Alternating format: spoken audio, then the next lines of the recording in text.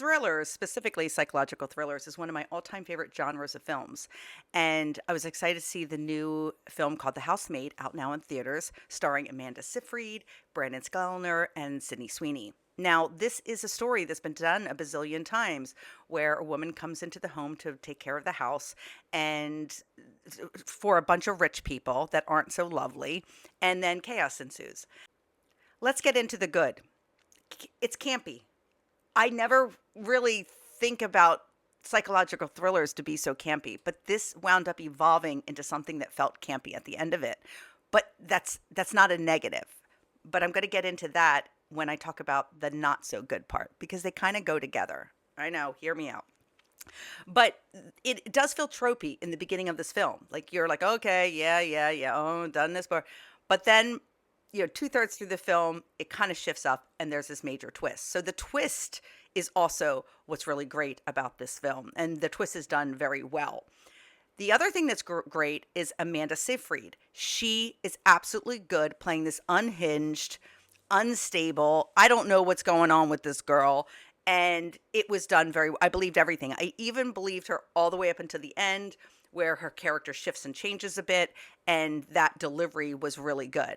She was phenomenal in this. Regarding the cinematography, there's only one thing that I could actually say like caught my attention, and that is there is this like servants' quarters, and it's in the attic. And when they frame that and they're delivering the story within that room to you, that was sort of clever because it's giving you this thriller claustrophobic feel at times. So I felt like that was done well, like some of the under the door stuff or the like when you see it, you're going to understand what I mean. Now the bad. Ugh. Sydney Sweeney. Look, a lot of this she really came across very blank to me, and not committing all the time to this character of somebody that was released from prison and she really needed this job. At times, I just felt like we weren't shown enough of maybe her frustrations or really what she was going through. Again, that could have been the storyline or the dialogue that she was given and not so much her, but I don't think that this was like the best for her. Thought she was decent and she carried it. And by the end, I was more into it with her, but overall, I think it felt a little flat for me. All right, so now I'm going to bring you full circle to when I was talking about the winks and the nods of the humor and how at times the film kind of felt campy. And by the end of the film, you get that. But also by the end of the film, you have elements of horror. So those that love that horror element, you're going to enjoy that.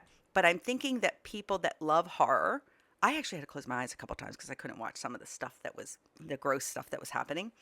But when you get to that part and you like that, they then drop these humorous elements into it. That's where I'm saying that it kind of feels campy at times.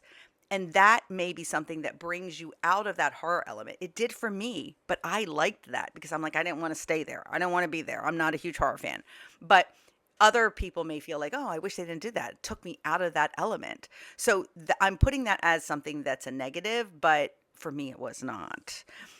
So there is gore. And then finally, the ending. I say this a lot for films like this, but I don't know. The ending kind of felt a little slop. I'm giving this a solid 3 out of 5 stars. I think it's worth a watch. I would watch it again if it came out, like when it comes out on streaming. I would sit down with someone that didn't see it before and watch it again.